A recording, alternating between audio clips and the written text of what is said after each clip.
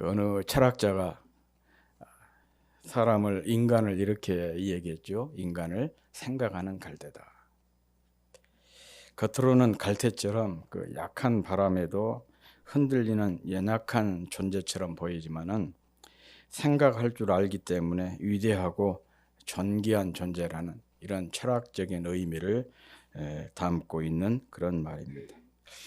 이 말은 그만큼 우리 인간에게 있어서 생각이라고 하는 것이 기본이 된다. 그런 의미입니다. 그래서 그가 무슨 생각을 하느냐, 또 무슨 생각을 하고 사느냐, 또 무슨 생각을 많이 하느냐, 그것을 보면 그 사람이 어떤 사람인가를 알 수가 있습니다. 매사 부정적인 사람들이 있지 않습니까? 이런 사람들은 생각이 부정적이기 때문에 부정적인 사람이 되는 것입니다. 또 뾰족한 사람들이 있잖아요. 그런 사람들은 생각이 뾰족하다 보니까 그런 사람이 되는 거예요. 건강하고 또 건전한 사람들이 있습니다. 이런 사람은 생각이 건강하고 건전하기 때문에 그래요. 흔히 우리가 교회 안에서 참 누구는 경건하다, 경건한 사람이다, 그렇게 또 평가를 받는 사람들이 있는데, 이런 사람의 특징은 생각이 늘 경건하니까 어떻게든지 하나님의 거룩을 담고 싶어 애쓰는 그런 생각을 늘 품고 사니까 그것이 삶으로 드러나게 되는 것이죠. 그래서 거룩한 사람, 경건한 사람이 되는 것입니다. 그래서 에머슨이라고 하는 미국의 철학자죠. 이분이 사람이란 종일 생각하는 바에 그것이다, 그렇게 얘기를 했습니다. 같은 말이죠. 그래서 성경에도 이런 말씀이 있습니다. 대저 그 마음의 생각이 어떠하면 그 위인도 그러하다. 위인이란 말은 사람의 됨됨이를 뜻하는 거예요. 그러니까 마음의 생각이 어떠하면 그 사람의 됨됨이도 그러하다, 그런 뜻입니다. 그 사람의 생각이 곧 그 사람의 인격이고 또 그 사람의 됨됨이다라는 뜻입니다. 그러므로 생각이 곧 그 사람입니다. 예를 들어서 걸음걸이나 몸의 움직임이나 말씨나 또 옷맵시 등 모두가 다 그 사람의 생각에서 비롯된 것입니다. 느긋한 행동은 느긋한 생각에서 나오고 또 바쁜 걸음은 바쁜 생각에서 나옵니다. 부정적인 말이라고 하는 것은 부정적인 생각에서 나옵니다. 사람도 늘 우중충한 옷을 입고 다니는 사람들 있잖아요. 이게 늘 그 마음의 생각이 우중충한 생각에 눌려 있다 보니까, 우울한 생각에 눌려 있다 보니까 옷을 입어도 그런 옷만 입어요. 화사한 옷을 입은 사람들을 보면 생각이 밝죠. 아무튼 이렇게 사람의 행동은 사람의 생각에서 나오는 것입니다. 세상을 보면 생각 한번 잘해서 복된 삶을 누리는 사람이 있고, 또 생각 한번 잘못해서 너무 불행한 삶을 사는 사람이 있습니다. 생각 한번 올바로 해서 지혜로운 사람으로 칭송을 받기도 하고, 또 생각 한번 잘못해서 어리석은 사람이라 웃음거리가 되는 경우도 왕왕 있음을 볼 수가 있습니다. 특히 어려운 일을 당했을 때 무슨 생각을 하느냐 참 중요합니다. 생각 한번 잘못해서 다시 일어설 수 없는 그 사람이 되는가 하면, 또 생각 한번 올바로 해서 오히려 이 역경을 도약의 기회로 삼는 사람도 있습니다.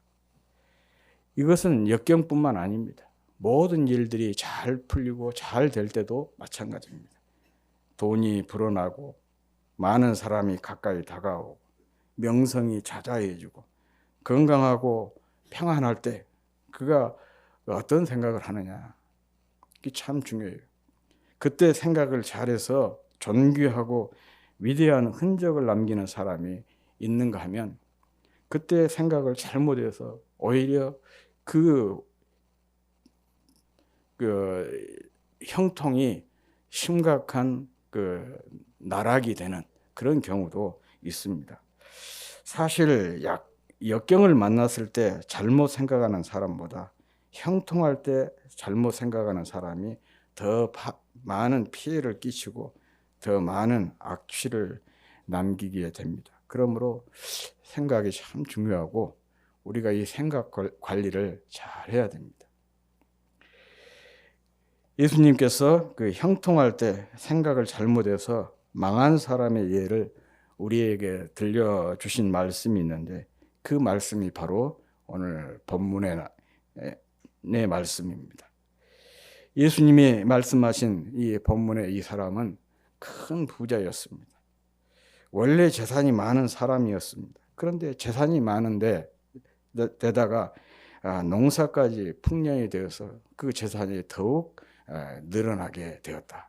그게 오늘 그 예수님의 비유 중에 나오는 한 사람에 대한 얘기입니다. 그런데 오늘 본문 16절에 보면 한 부자가 그 밭에 소출이 풍성함에 앞서 말씀을 드린 대로 많은 재산이 있었는데 그 재산이 많은데 또 농사까지 잘 돼서 더 많은 재산이 늘어나게 되었다. 그때 이 사람이 이때 중요한 한 말씀이 나오고 있습니다. 이때 17절에 보면 이때 그가 심중에 생각하여 이르되 이렇게 성경은 표현하고 있습니다. 전답에 소출이 많아 재산이 불어나고 또 소문이 자자해지자 마음에서 생각이 일어나게 되었다. 그런 말씀입니다. 여기서 생각하여, 이 생각하여라고 하는 단어가 참 중요한 단어입니다. 헬라어로 디아로기 주마이라고 하는데요. 이거 단순히 스쳐가는 생각이 아닙니다. think가 아니라 think over라고 되어 있어요.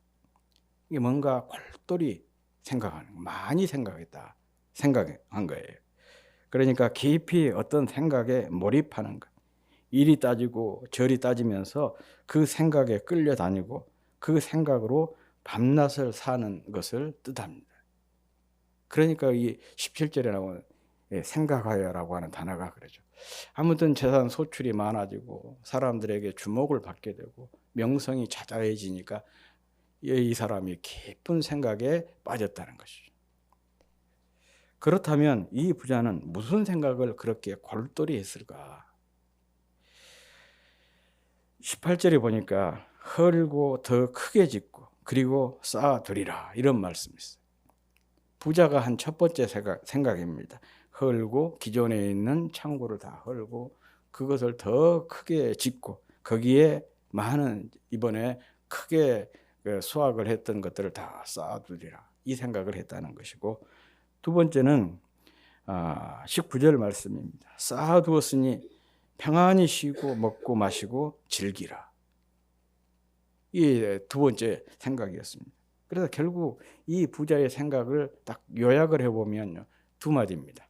하나는 쌓자라는 것이고, 그리고 다른 하나는 그리고 즐기자. 쌓고 즐기자. 이게 부자가 한 골똘히 그렇게 저녁에 이리 생각하고 저리 생각하고 밤잠을 설치면서 생각한 내용이 바로 이 두 가지예요. 쌓고 즐기자.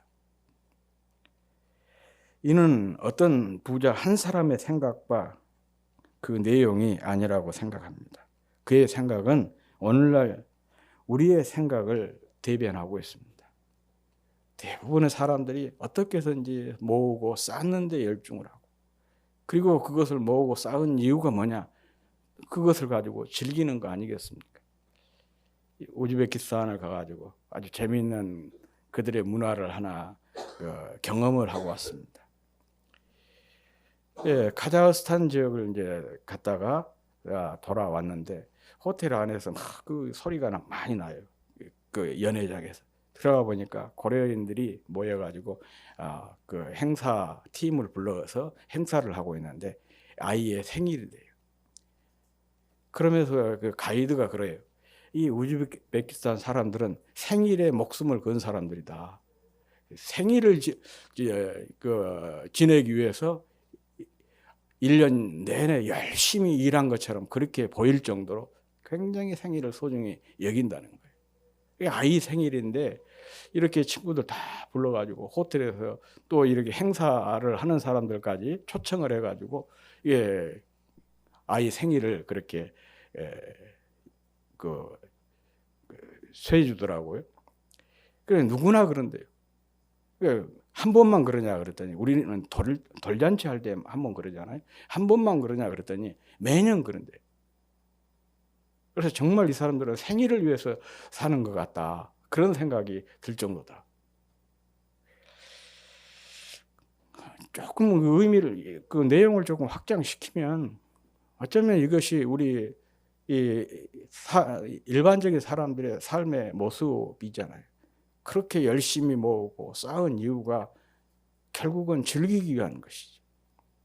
그런 점에서 오늘 본문에 나온 이 부자의 모습은 오늘의 우리의 삶을 잘 대변해 주는 그렇게 말씀을 드릴 수가 있는 것이죠. 이 부자의 생각을 좀 더 분석을 하면 세 가지로 정리를 할 수가 있는데, 첫째, 부자는 재물을 모으고 쌓아두는 것만 생각을 했습니다. 주님께서 말씀하신 이 부자의 이야기의 결론에 잘 나타나고 있습니다. 21절에 보면 같이 한번 읽어보겠습니다. 21절 시작. 자기를 위하여 재물을 쌓아두고 하나님께 대하여 부요하지 못한 자가 이와 같으니라 그랬습니다. 자, 이 부자는 정말 자기를 위해서 재물을 모으고 쌓는 데만 열중했던 사람이에요. 이 부자에게 행복이라고 하는 것은 재물을 많이 모으는 데 있었던 것 같습니다. 이 부자처럼 드러내놓고 말하지는 않지만 오늘날 대부분의 사람들도 이 부자와 같은 생각을 하고 있습니다. 많이 쌓을수록, 많이 모을수록 행복하다, 행복할 것이다, 그렇게 생각을 하면서 그저 어떻게든지 모으는데, 쌓는데 열중하는 것. 어쩌면 우리의 모습이 아닌지도 일 수도 아닌지 모르겠어요. 경험적으로 인생이 행복하려면 여러 조건이 필요한데 그 중에 돈도 중요한 요소 중에 하나인 것은 분명합니다. 예를 들어서 피진알거지로 무슨 행복을 추구할 수가 있겠습니까? 어느 정도 돈이 있어야 하는 것은 누구나 인정하는 사실입니다. 그렇다면 얼마 정도 돈이 있어야 행복할까? 또 이것을 연구한 사람들이 있어요. 영국의 어느 대학에서 대학 연구팀에서 10년 동안 연구를 한 그런 자료인데, 그 연구를 해본 결과 영국 기준입니다. 영국 기준으로, 영국 사람을 기준으로 해서 한국 돈 18억이 있을 때 비로소 행복하게 된다. 그런 그 결론을 내렸다고 그래요. 이 말은 돈 18억을 모으면 그 이상 아무리 많은 돈을 모아도 행복감을 느끼지 못한다는 거예요. 결국 이 말은 재물과 행복이 비례하지 않는다는 것을 잘 보여주고 있는 것이죠. 동시에 이 18억이라고 하는 돈이 적은 돈이 아니에요. 이 많은 돈을 가질 수 있는 사람이 몇이나 되겠습니까? 그러니까 우리 같은 사람은 죽어라고 노력을 해도 행복에 도달할 수 없다. 그런 얘기가 될 수도 있는 거 아니겠습니까? 평생 18억을 모으는 것이 쉬운 일 아니지 않습니까? 아무나 할 수 있는 일이 아니지 않습니까?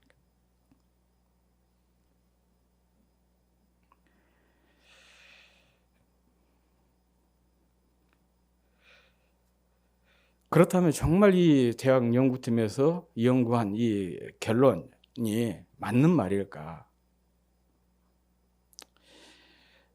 그렇지 않습니다.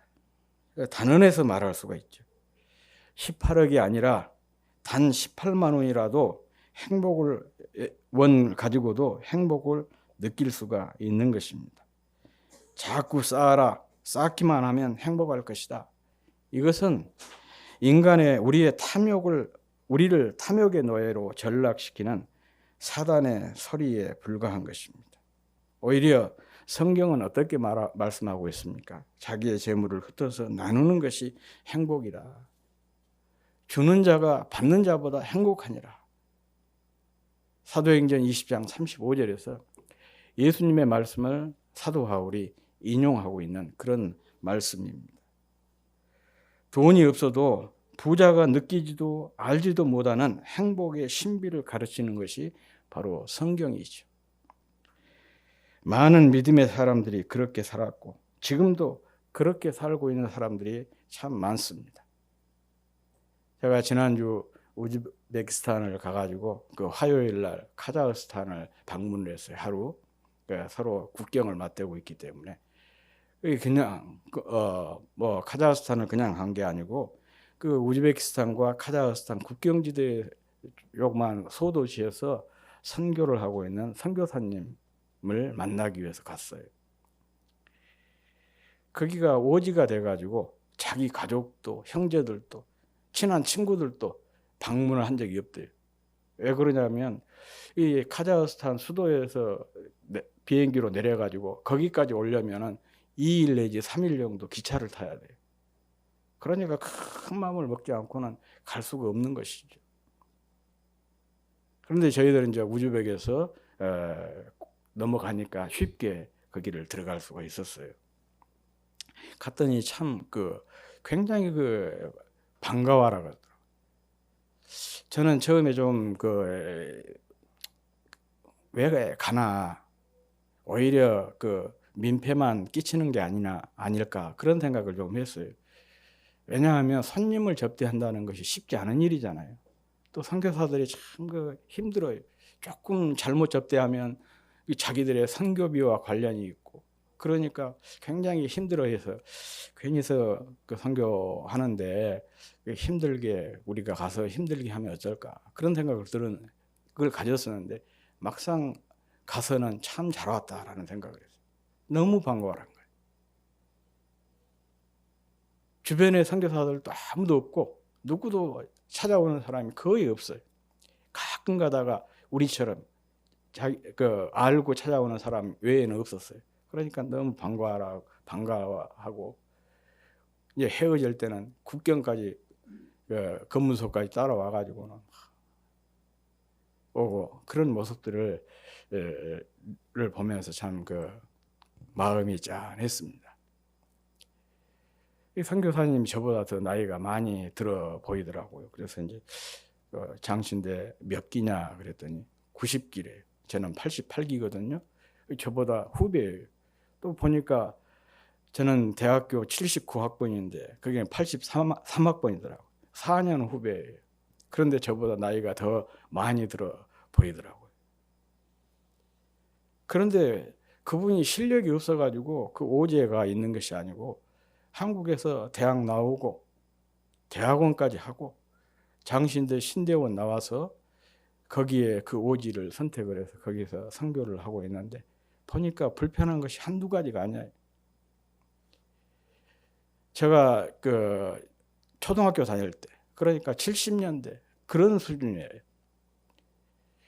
다행히 저는 어렸을 때 뭐 그런 시골 경험이 있으니까 거기에 가서도 좀 불편해도 어려움이 없었는데 그런 시골 경험을 하지 않은 사람들은 굉장히 힘들어하고 특별히 화장실 사용이 그렇게 힘들어요. 그 불편하고 열악한 환경 속에서 또 외로움과 싸우면서 모든 것들이 넉넉하지 않은 그런 가운데서 사역하고 있는 그런 선교사님이었어요. 그런데 그분이 그 얘기를 해요. 불편하고 힘들고 외롭고 모든 것이 부족하지만 그래도 자기는 참 감사, 기쁘다, 행복하다 그런 표현을 그렇게 말씀을 하시더라고요. 이 불편함, 외로움, 또 부족함 이런 것이 다 주님을 위한 것이고 그 속에서도 주님이 함께 하시기 때문에 오히려 그것을 생각하면 내가 이렇게 있는 이 삶의 자리가 정말 영광스러운 자리고 기쁨의 자리다. 그런 고백을 들었습니다. 이거야말로 돈이 없어도 부자가 느끼지도 또 알지도 못하는 행복의 신비를 경험하고 있는 그런 모습이 아니겠습니까? 행복이라고 하는 것은 물질과 비례하지 않습니다. 행복은 환경과도 비례하지 않습니다.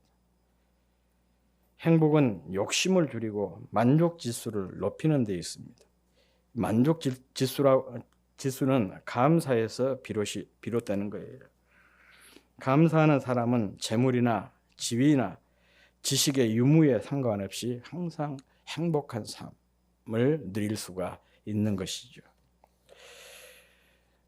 두 번째로 부자는 행복이란 쉬고 먹고 마시고 즐기는 데 있다고 생각을 했습니다. 이것이 부자 생각의 골격입니다. 그가 그토록 열심히 살았던 이유, 열심히 재물을 모았던 이유가 이것 때문이었습니다. 평안히 쉬고 먹고 마시고 즐기는 것을 인생의 행복이라고 생각했기 때문입니다. 많은 사람들이 그렇게 생각하죠. 즐거움과 행복을 동일시하는 경우가 있습니다. 그러나 이 즐거움과 즐기는 것이 행복이 아니죠. 즐거움과 행복은 전혀 달라요. 즐거움이라고 하는 것은 즐거워하는 행동의 과정에서 느끼는 어떤 감정이에요. 예를 들어서 술 좋아하는 사람이 좋아하는 술 막 먹으면 기분 좋아지지 않습니까? 그 과정 속에서 이런 것을 가리켜서 즐거움이라 그래요.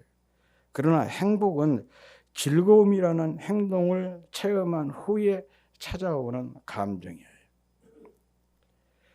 그러니까 즐겼다고 그 다음에 행복이 따라오지를 않습니다. 마음껏 먹고 마시고 소리 지르며 노래 부르면 그 다음에 행복이 따라오냐? 그렇지 않죠. 뭐가 따라와요? 속쓰림, 두통, 창피함, 경우에 따라서는 도덕적, 법적인 책임이 따르게 되잖아요. 술 먹고 그냥 음주운전 하다가 잡히면 어떻게 됩니까? 큰일 나지 않습니까? 다른 사람도 그 사람을 보고 행복한 사람이라고 절대 말하지 않습니다. 술 호박 먹고 그냥 인사불성이 돼가지고 거리에 쓰러져가고 혼자 해벌레 웃고 있는 사람 보면 사람들이 웃기는 하지. 웃기는 하지만 뭐라 그래요? 혀를 끌끌 차는 거죠. 물론 본인은 그 순간 즐거웠을 수가 있습니다. 그러나 그 즐거움을 행복으로 착각해서는 안 된다는 것이죠. 그런데 이 부자의 착각은 그것이었어요. 즐기는 것이 곧 행복이다. 헐리우드 스타들을 연구한 어떤 사람의 글에 나온 이야기입니다. 그들만큼 즐기는데 익숙한 사람도 없고 인기 절정에서 호의호식하면서 모든 파티에 이렇게 불려 다니는 사람들이 대부분이라고 합니다. 그러나 세상에서 그들만큼 비참한 사람도 없다고 했습니다. 이 말은 즐거움과 행복은 같은 것이 아니다라는 것을 잘 보여주는 예가 될 것입니다. 그럼에도 많은 사람이 이 환상에 젖어 살고 있습니다. 이 부자의 생각과 같은 그런 생각을 하는 것이죠. 행복이 편히 먹고 마시고 즐기는 것과 무관하다는 사실을 우리가 깨달을 때 인간은 인간다움을 회복할 수가 있는 것입니다. 이 진리를 깨달을 때 우리의 시간을 해방시킬 수가 있어요. 즐기기 위해서 함부로 낭비한 시간을 아껴서 주님께서 기뻐하시는 일에 사용할 수가 있고 또 이웃에게 유익이 되는 일에 사용할 수가 있는 것입니다. 이 진리를 깨달을 때 우리의 돈을 해방시킬 수가 있습니다. 아무것도 남지 않는 일에 함부로 쓰던 것을 잘 아껴서 영원히 남는 일에 사용할 수가 있게 되는 것입니다. 이 진리를 깨달을 때 악한 생각에서 자유로울 수가 있습니다. 이웃이 잘 되는 것을 보면 배가 아파 못 견디는 못된 심성을 다 쓸어버릴 수가 있는 것입니다. 그리고 부하든 가난하든 진정한 행복이 어디에 있는가를 알고 보람되게 살 수 있는 자신을 만들어갈 수가 있는 거예요. 적은 돈을 가지고도 의미 있고 보람 있는 일에 시간을 쪼개서 의미 있고 보람 있고 가치 있는 일에 투자를 하게 된다는 것이죠. 셋째로 부자는 생명의 주인이 자기라고 생각을 했습니다. 이것은 완벽한 착각이죠. 하나님께서 이 사실을 그에게 이렇게 깨우쳐 주셨습니다. 20절 말씀입니다. 우리 같이 한번 읽어보겠습니다. 시작. 하나님은 이르시되 어리석은 자여 오늘 밤에 내 영혼을 도로 찾으리니 그러면 내 준비한 것이 누구의 것이 되겠느냐 하셨으니. 이 말씀의 요지가 무엇입니까? 생명도 물질도 그 주인이 하나님이다라는 그런 선언이고 선포인 것이죠. 그런데 그는 자꾸 이렇게 재산이 늘어나자 자신감과 힘이 생기고 사람들이 자기를 이렇게 성공한 사람이라고 우러러 보니까 제정신이 아니었던 것 같습니다. 그래서 자기 생명도 자기가 좌지우지하는 것으로 착각을 했습니다. 재물이 생명을 보장한다고 착각한 것이죠. 물론 이 말이 어느 정도는 맞는 말입니다. 재물이 많으면 현대에 발달된 기술의 혜택을 받을 수가 있으니까 어느 정도 건강을 보장받을 수가 있는 것이죠. 여러 가지 많은 혜택을 누릴 수가 있어요. 그런 그 선택의 폭이 넓어진 것은 사실입니다.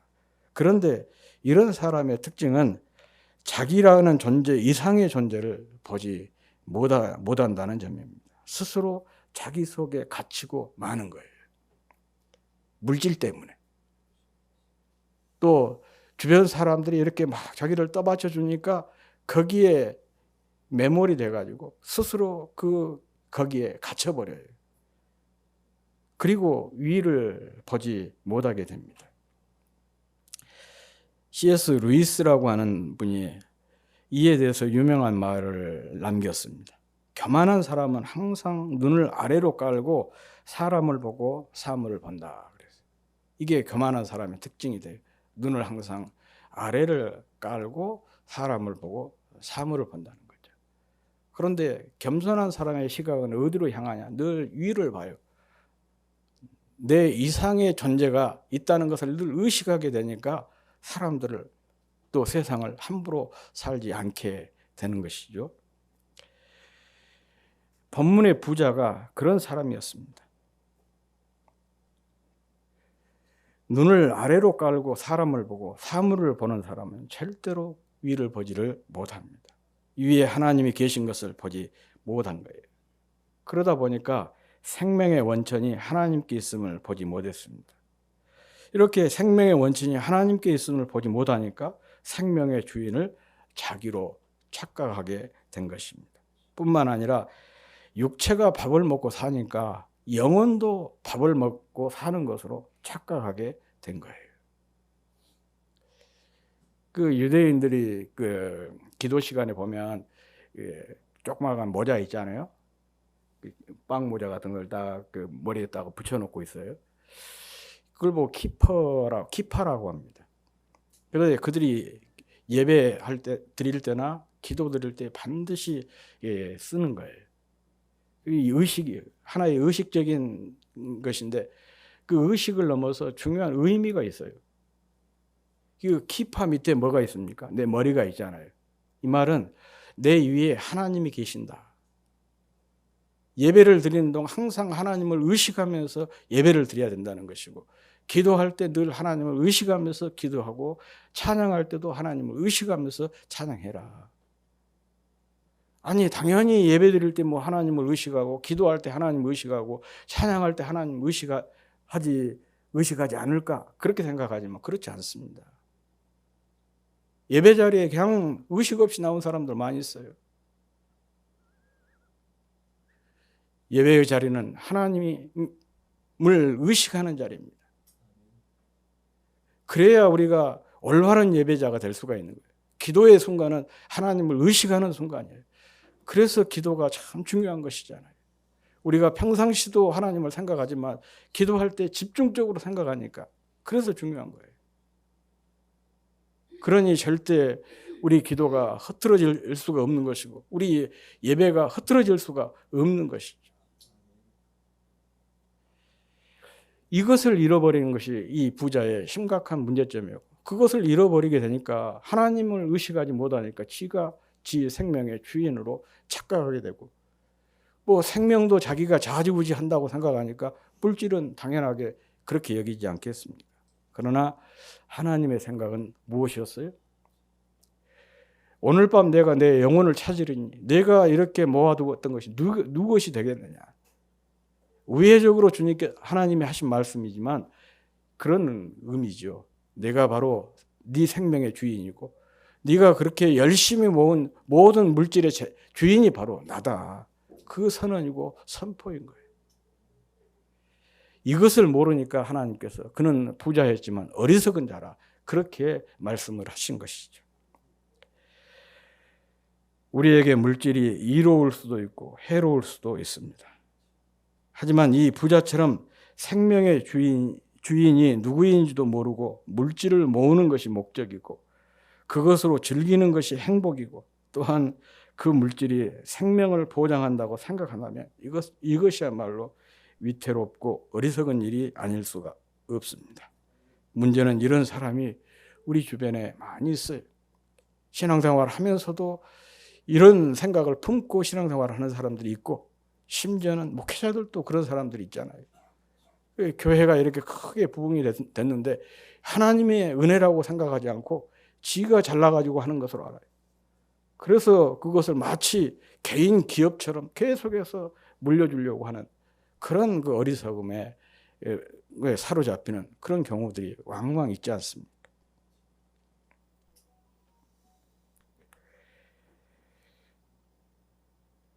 전후 좌우 위아래도 살피지 않고 그저 물질을 모으는 일에만 전념하는 것. 이게 바로 이 부자의 모습이었습니다.